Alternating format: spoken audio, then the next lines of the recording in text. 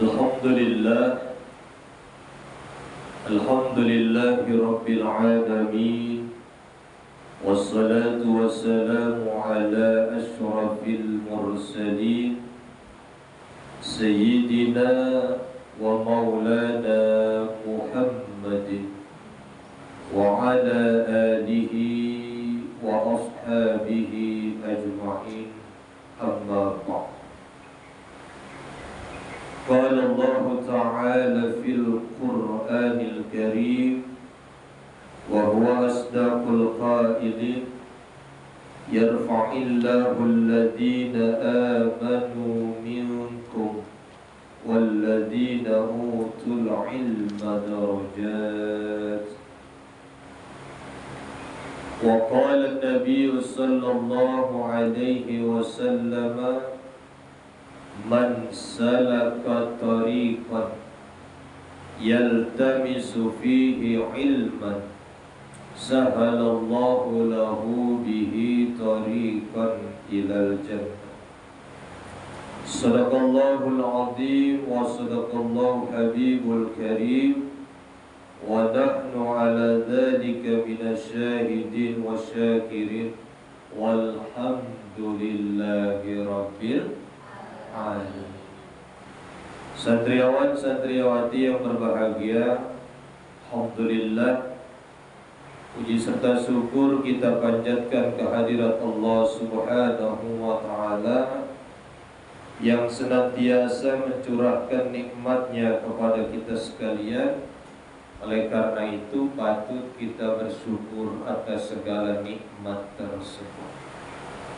Dari mulai kita bangun tidur, kita bersyukur. Bersyukur kan? Apa tandanya bersyukur? Pas kita melek mata, kita baca doa bangun tidur. Alhamdulillahilladzi ahyana ba'dama amatana wa ilaihim. Segala puji bagi Allah, kita bersyukur, yang telah menghidupkan kami sesudah kami mati. Berarti lagi tidur kita mati.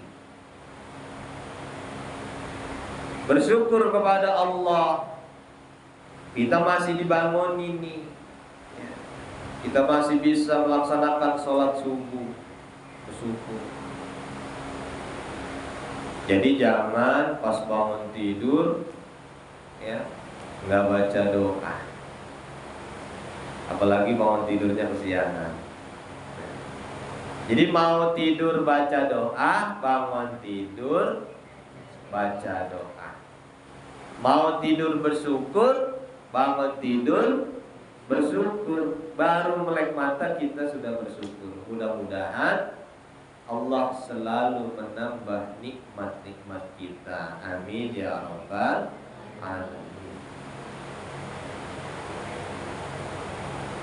Santriawan santriawati yang berbahagia, kita lanjutkan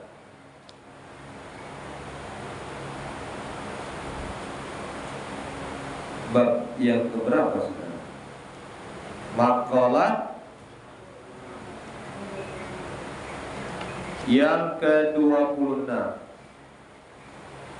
Wal maqalatus sadisatu wal isrun. Maqalah yang ke-26.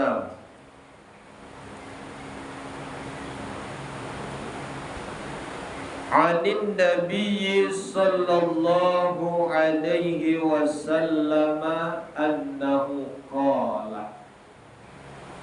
Yang itu.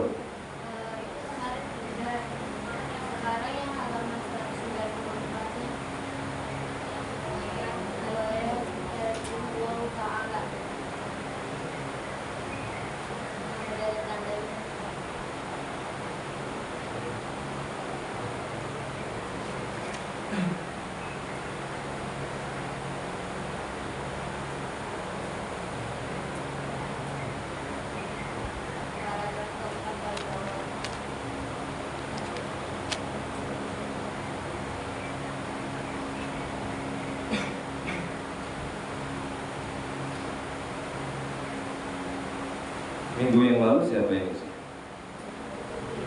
Haji Qurtubi. Sekarang Haji Qurtubi tuh balik.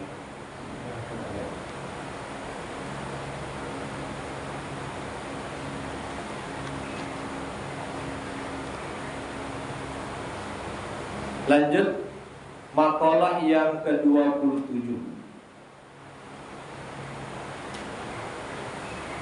Wal maqalatus sabi'atu wal isrun.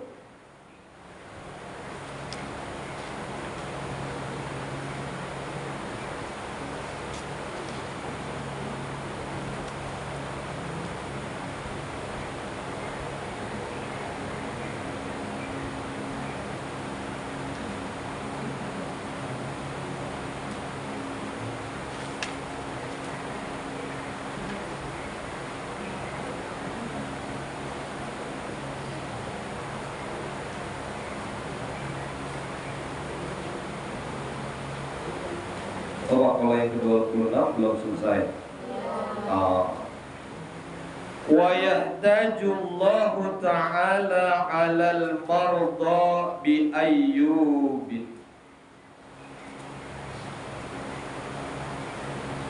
Gitu.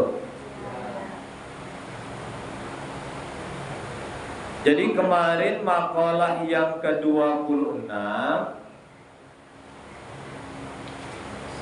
itu Nabi bersabda dalam sebuah hadisnya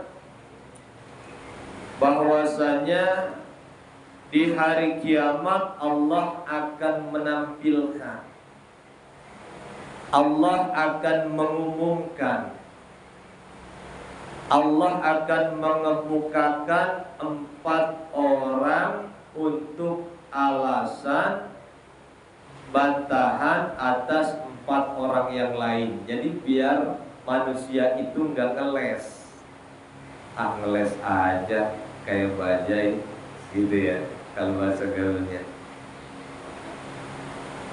Disuruh sholat ngeles, ada aja alasannya. Makanya Allah carikan contoh, Allah tampilkan contoh melalui hadis baginda Rasul. Rasul berikan contoh dalam sebuah hadisnya. Apa contohnya? 4 golongan bahwasanya terhadap orang yang kaya, orang yang hartawan, Allah menampilkan Nabi Sulaiman.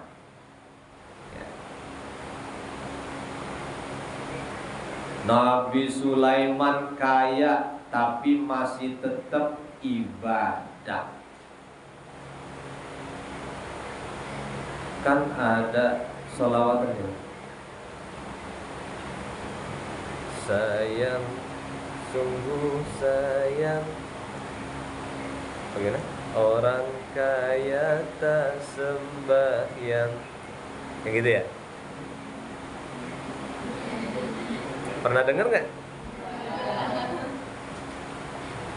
Nabi Sulaiman kaya, dia tetap sembahyang. Gitu. Nabi Sulaiman kaya, dia tetap sembahyang. Tuh, Nabi Sulaiman aja yang kaya raya tapi tidak pernah meninggalkan ibadah kepada Allah. Makanya Allah tampilkan orang kaya alasan kami sibuk dengan urusan harta, dengan urusan kerjaan. Maka Allah tampilkan, Allah bantah. Wahai orang kaya, lebih banyak harta siapa dibandingkan dengan hartanya Nabi Sulaiman, kerajaan Nabi Sulaiman. Kau punya rumah mewah, tapi Nabi Sulaiman punya kerajaan.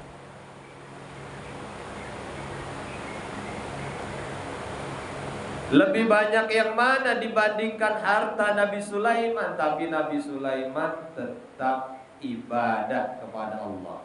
Makanya jangan sombong. Innallaha la yuhibbul mutakabbirin. Sesungguhnya Allah tidak suka orang-orang yang sombong. Yang sombong. Selanjutnya wa yahtajullahu ta'ala 'alal marda bi ayyuba.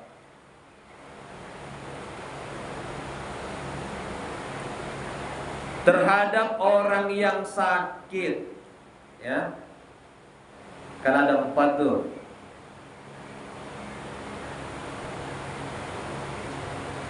Allah mengumumkan pada kaum hartawan atas Nabi Sulaiman. Terhadap hamba sahaya Allah mengemukakan Nabi Yusuf. Nah sekarang terhadap orang yang sakit Allah mengemukakan Nabi Ayub. Allah tampilkan contohnya Nabi Ayub.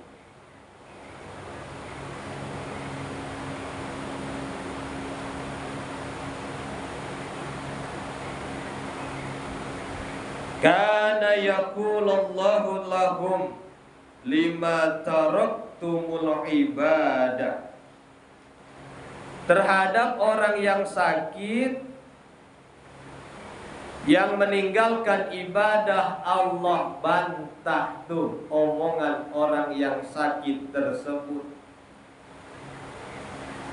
Lihat hambaku Nabi Ayub sangat menderita dengan sakitnya.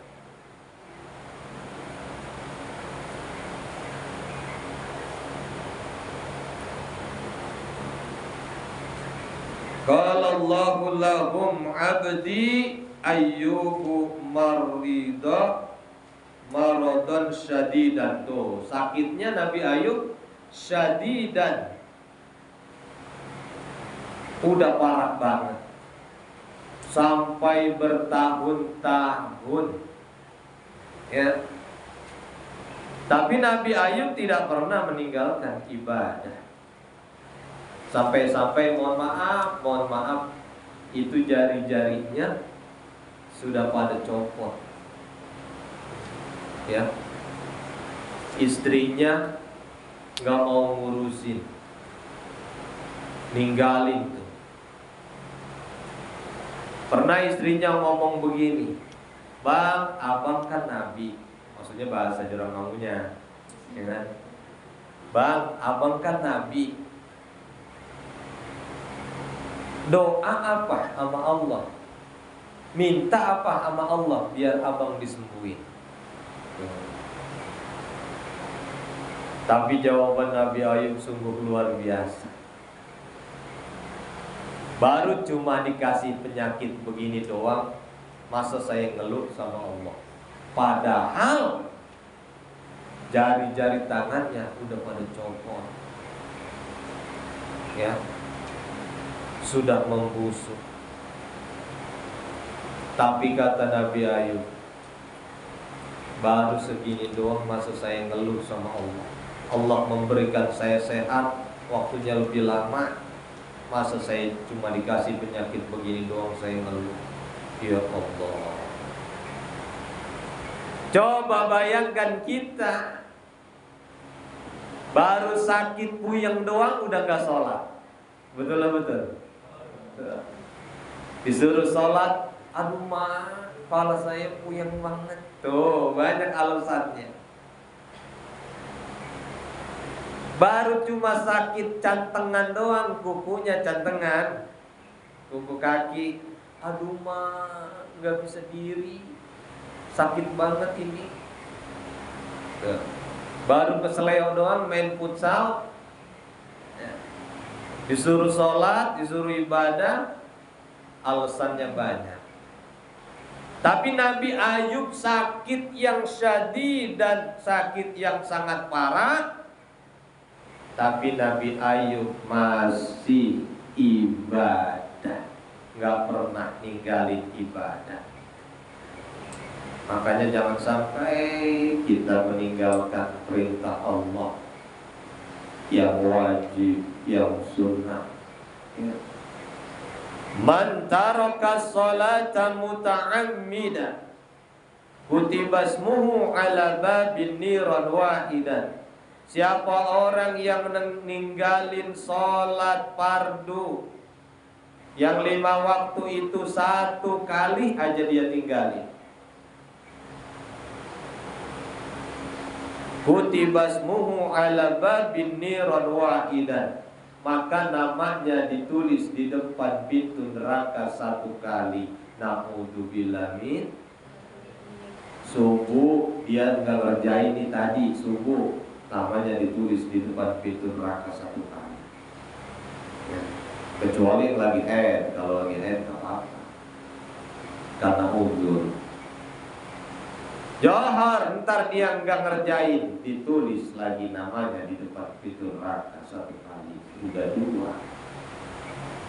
Asar dia nggak ngerjain, banyak alasannya, aduh mak puyeng ya,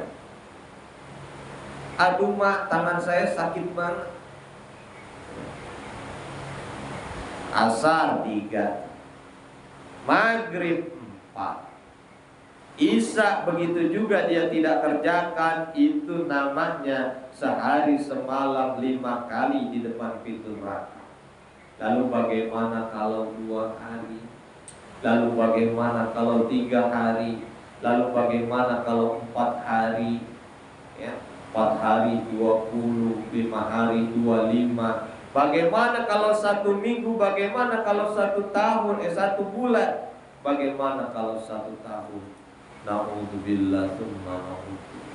Makanya sesibuk apapun ya, walaupun dalam keadaan sakit, tapi kita masih bisa ya, kita masih diperintahkan untuk sholat. Kan kalau nggak mampu berdiri, sholat boleh duduk. Nggak mampu duduk boleh baring. Nggak mampu berbaring boleh ya, sholatkan. Ntar dulu belum, ya kan? Ya. Tiduran nggak mampu boleh dengan isyarat ya. Kaki keseleo sakit banget nggak bisa berdiri, emang bener nggak bisa berdiri ini mah, duduk nggak apa-apa. Kepala saya, kalau saya berdiri, kepala saya seliengan. Itu apa tuh seliengan ya? Pokoknya duduk. Tapi jangan padahal mampu berdiri, tapi dia duduk. Jangan. Karena kan syaratnya berdiri.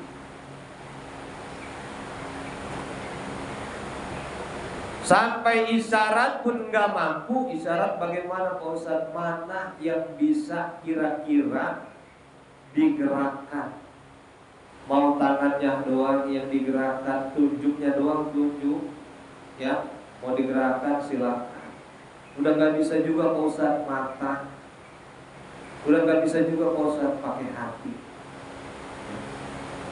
Oh, di rumah sakit kita lihat orang lagi diinfus, oh ternyata lagi sholat, nggak pakai gerakan, karena nggak ada yang bisa digerakkan, pakai hati.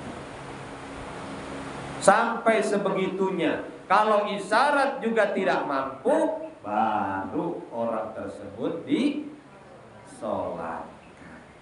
Jadi nggak ada alasan nih, ya kita ninggalin ibadah. Ingat, oh iya Nabi Ayub ya, sakit bertahun-tahun, apa parah banget, nggak pernah ninggalin ibadah. Tuh, jadi buat koreksi diri kita, ya, buat koreksi diri kita. Wa huwa lam yatrukil ibadah. Tuh, Nabi Ayub tidak pernah ninggalin ibadah.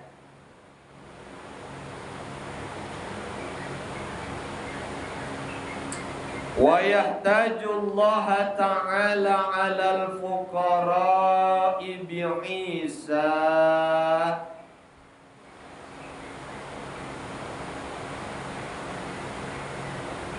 Dan menampilkan Allah Ta'ala atau mengalahkan Allah Ta'ala atas orang-orang fakir dengan memberikan contoh Nabi Isa. Kana yaqulullahu lahum lima taraktumul ibadah.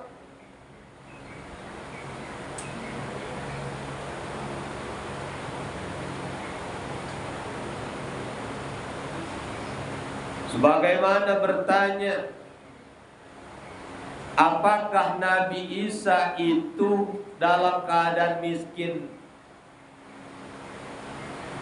ia meninggalkan ibadah? Fa in qalu nahnu masghuluna bimasyaqqatil fakri.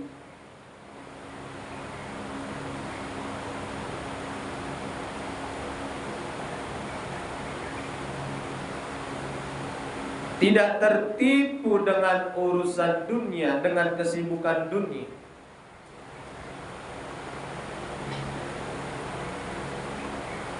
Jadi Allah tampilkan buat bantahan terhadap orang-orang miskin, orang-orang yang melarat itu, dengan tampilan Nabi Isa. Nabi Isa sangat miskin, sangat melarat di dunia, tak punya rumah, bayangin tuh. Tak punya rumah, harta juga nggak punya, sampai istri nggak punya. Tapi Nabi Isa tidak pernah meninggalkan ibadah. Makanya ada orang, ada orang miskin disuruh ibadah, apa alasannya? Saya mau cari uang, saya nggak sempet, saya pengen cari uang, ya. Nabi Isa lebih miskin dari kamu. Kamu tinggal di mana? Rumah saya di sana. Tuh masih punya rumah. Tapi Nabi Isa tidak punya rumah.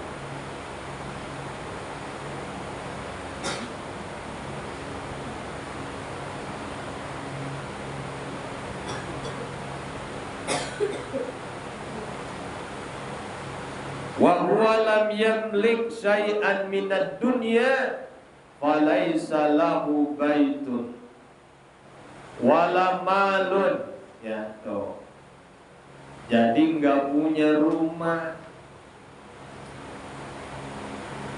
wala malun nggak punya harta, wala jaujatun nggak punya istri, wa huwa lam yatrukil ibadah. Tapi Nabi Isa tidak meninggalkan ibadah sedikit pun. Subhanallah. Nggak ada alasan jadinya buat kita untuk meninggalkan ibadah, untuk meninggalkan perintah-perintah Allah, karena sudah ditampilkan, diberikan contoh oleh Allah. Bantahannya ketika kita ngeles, oh ada bantahan. Orang kaya yang tidak mau ibadah, ada bantahannya. Nabi Sulaiman kaya segala-galanya, tapi dia rajin ibadah. Terhadap hamba sahaya budak yang sibuk kerja, sibuk melayani tuannya, Allah berikan bantahan terhadap Nabi Yusuf, ya, yang kerja di kerajaan, yang kerja di istana. Sibuknya minta ampun, tapi Nabi Yusuf tetap ibadah kepada Allah. Terhadap orang yang sakit, kalau dia meninggalkan ibadah, Allah tampilkan, Allah berikan contoh Nabi Ayub, sakit bertahun-tahun, ya, syadidan, yang begitu sangat berat, tapi Nabi Ayub tidak pernah meninggalkan ibadah. Dan yang terakhir, terhadap orang miskin, terhadap orang yang melarat, yang meninggalkan ibadah, Allah bantah. Allah bantah tuh dengan Nabi Isa, orang yang paling melarat di dunia, tidak punya rumah, tidak punya harta, tidak punya istri, tapi Nabi Isa tidak pernah meninggalkan ibadahnya sedikit pun. Jadi nggak ada alasan nih, ya. Neng sholat, ya mak, saya lagi sibuk banget ini ngerjain PR, ya kan? Ingat sama siapa berarti? Nabi Yusuf, ya. Nabi Yusuf pekerjaannya sangat banyak, kerja, ya, melayani penguasa-penguasa, tapi Nabi Yusuf tidak pernah tinggalkan ibadah.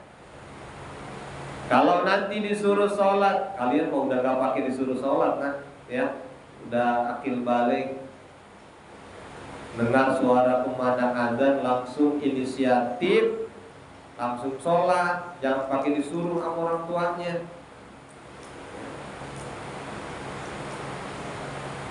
Pas disuruh alasan, aduh ma, kaki saya sakit, kepala saya puyeng. Ingat dengan siapa? Nabi Ayub, ya. Oh iya ya, Nabi Ayub aja sakitnya parah lebih dari saya, tapi selalu ibadah kepada Allah. Ya Allah. Nah, jadi sesibuk apapun kita, dimanapun kita berada, jangan sampai kita meninggalkan perintah-perintah Allah, terutama sholat 5 waktu. Wallahu a'lam bishawab. Al-Fatihah. Alhamdulillah. Iya, benar. Surah